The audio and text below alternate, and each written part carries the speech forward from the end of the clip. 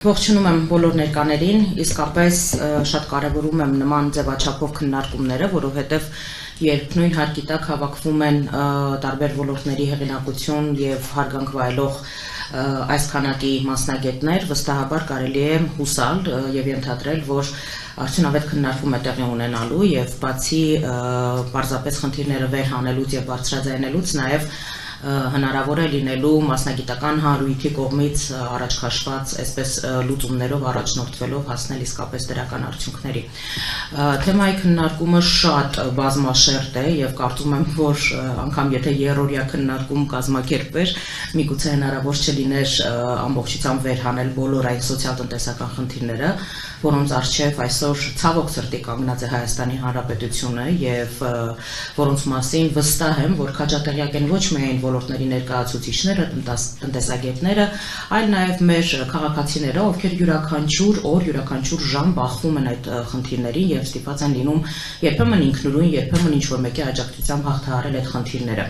Եթե մենք խոսում ենք Հայաստանի առջև ծառացած սոցիալ-տնտեսական խնդիրներից, վստահաբար կարծում եմ, որ պետք է առանձնացնենք հիմնականում մի քանի ուղղություն, որոնք այսօր ծառացած են մեր ժողովրդի առաջ, դրանք բնականաբար աղքատության բարձր շեմն են, արտագաղթի տեմպերն ու ծավալները, աշխատատեղերի բացակայությունը տարբեր այսպես ոլորտներում ու բնականաբար առաջնահերթ լուծում պահանջող մի շարք բազմաթիվ այլ խնդիրներ եւս կան։ Հիմա եթե մենք խոսում ենք այս ոլորտներում առկա խնդիրների մասին, պետք է վստահաբար հասկանանք, որ պետք են լուծել դրանք, որովհետև առաջին հերթին մարդկանց ընտանիքների կենսամակարդակները, ցածր կենսամակարդակն է, այսպես ծնում բոլոր այն խնդիրները, որոնք որ բերում են եւ հասցնում են ցավալի մի որոշման, որը բերում է արտագաղթի, հա։ Այստեղ արդեն իմ գործընկերը խոսեց Գագիկ Ծառուկյանի կողմից առաջ քաշված առաջարկ Հայաստանին պլատֆորմի մասին, վստահ եմ, որ այս օրերի ընթացքում բոլորդ ծանոթ եք պարոն Ծառուկյանի առաջարկին։ Խոսքը վերաբերում է հետևյալին. երբեմն եւ շատ հաճախ ցավալիորեն տարբեր օղակների կողմից կայացվում են որոշումներ, ընդունվում են այսպես օրենսդրական նախաձեռնություններ, օրենքներ են հեղինակվում, որոնք սակայն ցավալիորեն այնքան կտրված են լինում իրականությունից, որ դրանց կենսագործման համար անհրաժեշտ է լինում կամ հետագայում այսպես հետաձգել այդ օրենքների կենսագործումը կամ փոփոխությունների ենթարկել այդ նախաձեռնությունները, որպեսզի հնարավոր լինի այս կամ այն չափով այդ նախաձեռնությունները իրականացնել։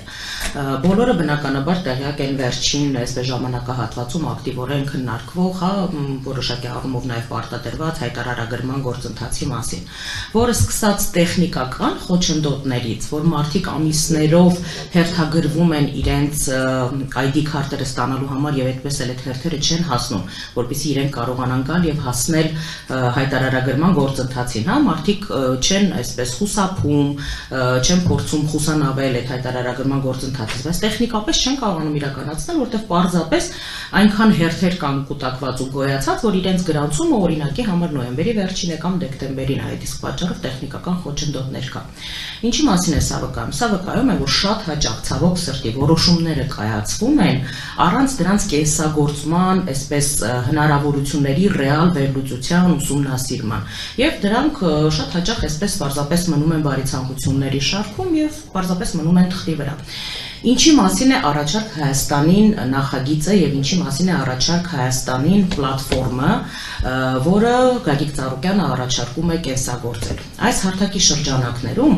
լսելի պետք է լինի յուրաքանչյուր անձի, յուրաքանչյուր քաղաքացու ձայնը, որովհետեւ մենք ունենք շատ տեղեկացված, օրինակ, գյուղատնտեսությամբ զբաղվող մասնագետներ, տնտեսագետներ, արվեստի մշակույթի գործիչներ, առողջապահության ոլորտի, կրթական ոլորտի ներկայացուցիչներ, որոնցից յուրաքանչյուրը առանց քաղաքական ու կուսակցական պատկանելիության, այստեղ խոսքը բացարձակապես քաղաքականության մասին չէ։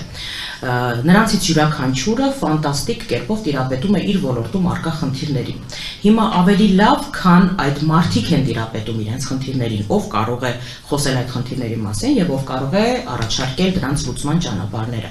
Մենք երկարաժամկետ ծրագիր ենք մեր առջև դրել եւ գնում ենք այժմ այդ ծրագրի իրականացման ուղղությամբ, որի շրջանակներում լսելի պետք է լինի յուրաքանչյուր մարդու ձայնը։ Այսինքն առաջարկ Հայաստանին նախաձեռնությունը եւ պլատֆորմը լինելու է յուրաքանչյուր քաղաքացու ձայնը արտահայտող նախագիծ եւ պլատֆորմ։ Նպատակը դա է, որովհետեւ ցավոք սրտի եւ նաեւ երկարատև այսպես տարիների ընթացքում ճշմարտացիությունը ապացուցվել է այն բանի, որ հիրավի առանձին քաղաքական ուժերը կամ առանձին քաղաքական գործիչները միանձնյա վստահաբար չեն կարող հաղթահարել այն մարտահրավերները, որոնք այսօր ծառացած են մեր պետության ու մեր երկրի առջև եւ անհրաժեշտ է միասնություն, անհրաժեշտ է համերաշխություն եւ հաստատակամություն միասնաբար այդ խնդիրները լուծելու գործում։ Հիմա այստեղ ներկա են, ինչպես իմ խոսքի սկզբնամասում ասացի, հեղինակություն վայելող տնտեսագետներ, տարբեր ոլորտի մասնագետներ, որոնցից յուրաքանչյուրը փայլուն տիրապետում է իր ոլորտում առկա խնդիրներին եւ վստահաբար, եթե այս քննարկման արդյունքում յուրաքանչյուր բանախոսի ելույթից մենք կարողանանք այսպես մեկ գաղափար, մեկ թեզ քաղել եւ դա օգտագործել, որպեսզի հնարավոր լինի այս կամ այն ոլորտում ստեղծված խնդիրը, լուծել, ապա կարծում եմ, որ կարելի է համարել, որ մենք ճիշտ ուղղությամբ ենք շարժվում եւ մեր այսպես նպատակները իրականություն են դառնում։ Ես ուզում եմ արգասաբեր ու արդյունավետ աշխատանք մաղթել այսօրվա այս քննարկմանը եւ վստահաբար փաստել, որ նմանատիպ քննարկումները իրականում շատ մեծ դեր ու նշանակություն ունեն այն գաղափարի կենսագործման հարցում, որը որ նախանշվել է առաջարկ Հայաստանի ծրագրի շրջանակներում, հույս ունեմ, որ նմանատիպ քննարկումները շարունակական կլինեն, որովհետև հատկապես մասնագիտական հանրույթի կարծիքն ու գնահատականը, կրկնում եմ, առաջնահերթ պետք է լինի ոլորտում առկա, տարբեր ոլորտներում առկա խնդիրները լսելի դարձնելու հարցում։ Հաջողություն եմ մաղթում համաժողովի աշխատանքներին։